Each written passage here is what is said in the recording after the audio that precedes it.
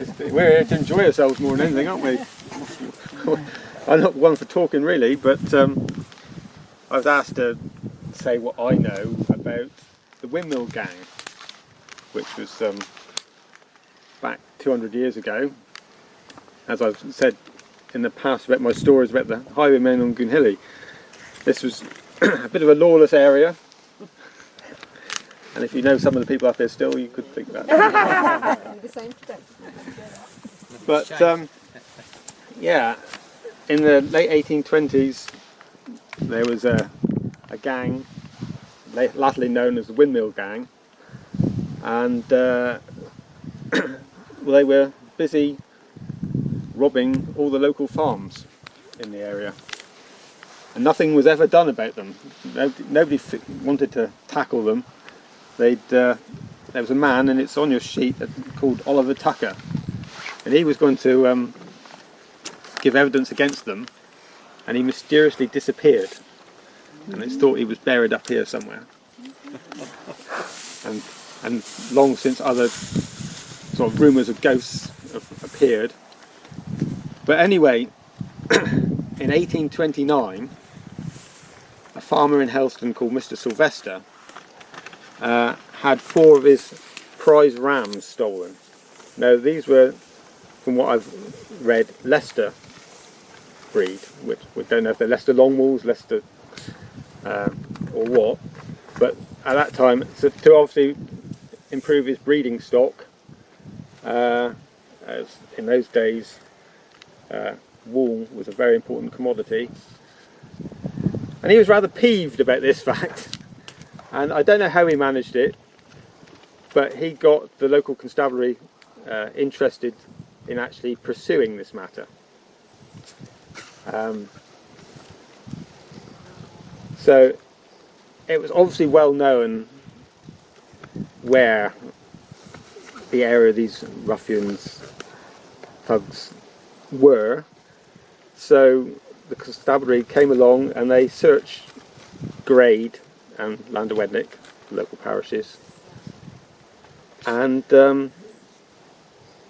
they arrested a few people, and I've got the names here, so give them a Henry Harris and an Alexander Hocking from Grade area. They were found. Alexander Hocking, he was a bankrupt butcher, so that tells you something about him. And hidden in his abode were 2 fresh hides of sheep, and then Mr. James Jose from Llanderwednick, he had 82 pounds of salted mutton stored away in his property. So these men were duly arrested, and in modern parlance they squealed.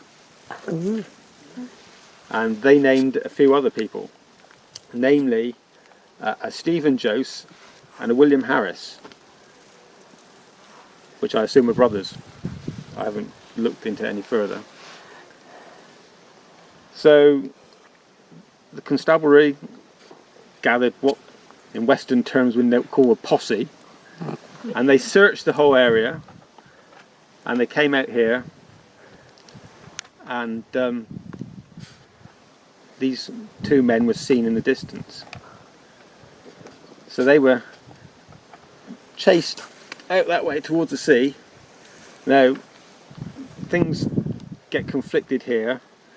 Some reports say they were chased to Kynance Cove. I was always known that they went through Jollytown and out to Soapy Cove by a couple of young farmers, and these men fled to the sea. They fled to the sea, and they were seen to be swimming out there for 20 minutes. Nobody gave chase, and they were watched until supposedly, a bit like the Crocodile Dundee situation, where Wally was deemed dead when they threw his hat across the water. The men were seen to sink and never seen no more. So they were given up for dead. Bodies were never found.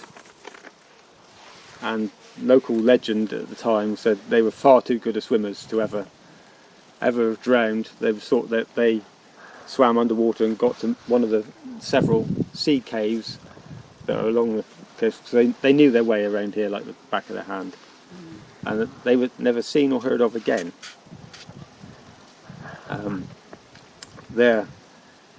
Rumour has it, in some respects, they disappeared off to Australia or somewhere. But it could have been on the other side of Truro, nobody would have known them, would they? So after that, only 2 men were charged, and that was Jose and Hocking, and they'd found that they'd been selling this mutton in Penryn because, what was it, Mr. Hocking, he was a butcher, and so they'd been transporting it that way. But how they got away with it for so long, because it was thought that every farm in the district had been blighted by their dealings. So that's pretty much the story. This is meant to be where they did their butchering. They brought the stock here.